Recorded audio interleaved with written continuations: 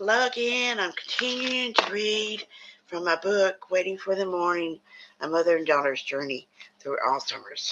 And we got to Tuesday, March the 14th, 1995. And I always forget. Well, I guess we're going to do it this time without reading lists just because I can't find them. They're here somewhere. Anyway, Tuesday, March 14th, 1995. We've been doing so well lately. Almost a full week now of sleeping all night and even till past daylight. I was hoping maybe this meant that the getting up all during the night was over, but we've had for another one last night. At 11:30 p.m., my mother said I just couldn't stay there any longer. Before that, every time I got up with her for a bathroom visit, she'd been so sweet and told me, "You don't have to get up with me, just stay in bed." We had such a nice afternoon yesterday. She wanted to sit outside and watch me work in the flowers. I got the bench for the garden ready for her over the weekend with some help from my brother-in-law, and she loves it. We sat there for a while, and she watched me plant flowers around the tree by the bench. It was a wonderful afternoon. I had hoped things were really getting better, that maybe the Zantac the doctor prescribed, the Mylanta he said to give her, and a change in her diet would help the stomach problems so well that she would begin sleeping all night. But it's not just a stomach problem that's making her confused, though that may worsen it. My mother has Alzheimer's, and that's not going to get any better. At supper, my mother got that worried, worried look on her face and asked, started asking strange questions. I didn't marry him, and then who did I marry? She was so relieved and happy for a while to learn that who she had married, that she had not married the other one that she almost married, the one who drank a lot. The other day, she got so worried in the afternoon when I noticed and asked why. I found it was because my brother was here getting his tractor that was stored in the old chicken house.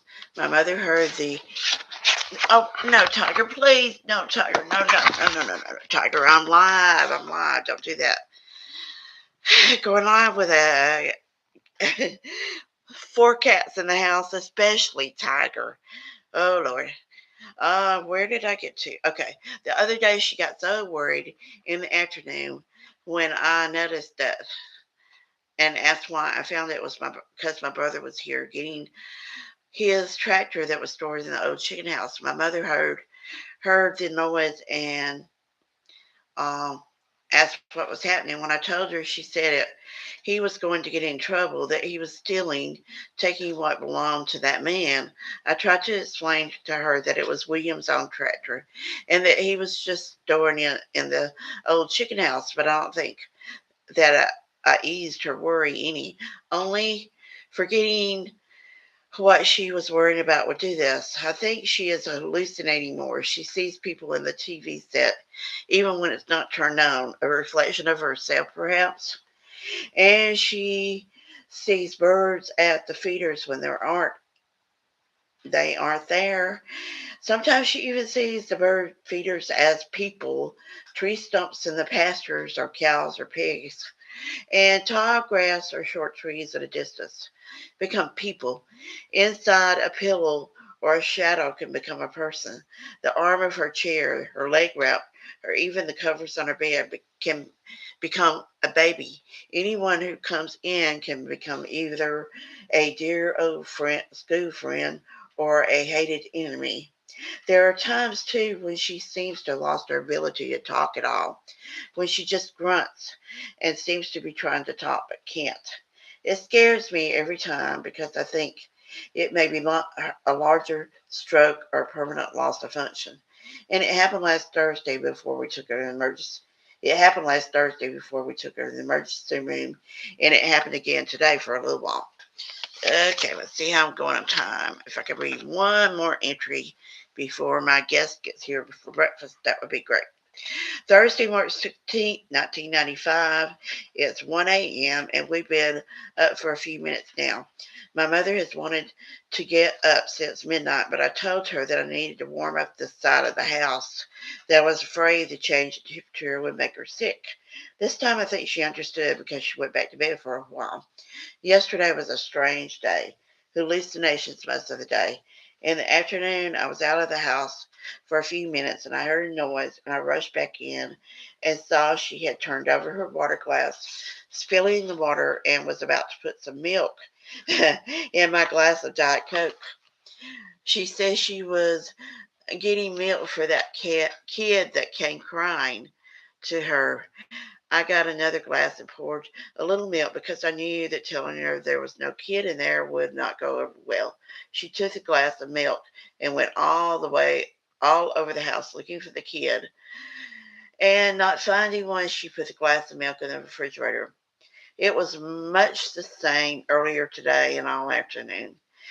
She saw people everywhere and said she didn't like this house, that she wanted to find a house by herself, that she needed a real farm. Said she was going to go with the next man who came along, marry him to get away from here. If it weren't for all so sad and hard to deal with at this moment. There's so much humor in things she says at times. If I could just feel relaxed, maybe I could enjoy the humor. I finally retreated to the kitchen, telling her I was going to finish cooking dinner. By the time dinner was over, she was okay for a little while. We were up at 4:30 a.m. Soon it would be time to fix breakfast. My mother seemed to have indigestion around 3 a.m., and I gave her some Atlanta. I'm glad we that and the, found out that and the Zantac seemed to work. At least I hope they are working. And I guess I will stop now because I'm expecting a guest in a few minutes. But some of these things I've forgotten, and really they are funny, funny, funny. I mean, she thought there were people there, so it was driving her crazy. There was nobody there but me and her. But she really did a real farm. Okay, it was a farm, not an active farm anymore, but we live right there in the country. And and then her saying she was gonna marry the next man that came along. Oh, so funny and yet so sad. Anyway, I gotta go now. I'll be back again next week. Bye. Have a good week.